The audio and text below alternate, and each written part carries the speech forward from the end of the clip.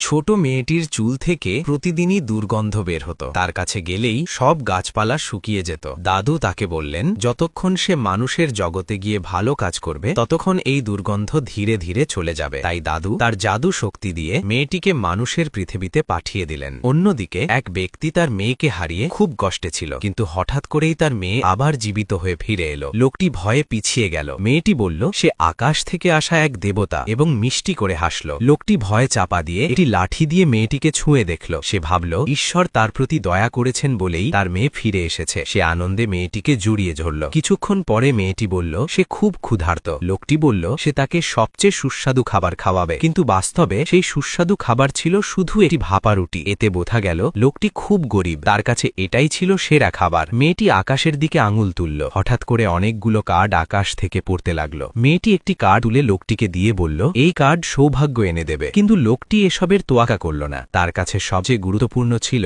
তার মেয়ের ফিরে আসা। তাই সে খুশিতে কার্ড হাতে নেচে চলতে লাগল। এদিকে এক ধনী ব্যক্তি তার হারানো সন্তানকে খুঁজছিল। মেয়েটি বলল সে তাকে সাহায্য করতে পারবে। ধনী ব্যক্তি উত্তেজিত হয়ে তার সন্তানের ছবি বের করল। মেয়েটি ছবিটি একটি গাছকে দেখালো, আর গাছটি সঙ্গে সঙ্গে দিক নির্দেশনা দিল। এরপর মেয়েটি দেখল কয়েকজন দুষ্টু ছেলে একটি বাচ্চাকে ঘিরে রেখেছে। সে তার জাদু দিয়ে তাদের পরাস্ত করল। ধনী ব্যক্তি ছেলেটিকে হাসপাতালে নিয়ে গেল। পরে নিশ্চিত হওয়া গেল এটাই তার হারানো সন্তান। খুশি হয়ে ধনী ব্যক্তি মেয়েটিকে ধন্যবাদ জানাতে $100 মিলিয়ন দিতে চাইল। মেয়েটির বাবা খুব উত্তেজিত হয়ে টাকা নিতে হাত বাড়ালো, কিন্তু মেয়েটি বলল সে কোনো প্রতিদানের আশায় ভালো কাজ করে না। বাবা হতাশ হয়ে মেয়েটিকে নিয়ে চলে গেল। ঠিক তখনই মেয়েটি অনুভব করল কোনো বিপদ আসছে। সে দেখল এটি নিয়ন্ত্রণহীন ট্রাক দ্রুত গতিতে এক সিইওর দিকে ধেয়ে আসছে। শেষ মুহূর্তে সেখানে উপস্থিত হয়ে সিইওকে বাঁচিয়ে দিল, আর তখন থেকেই তার শরীর থেকে হালকা সুগন্ধ বের হতে শুরু করল।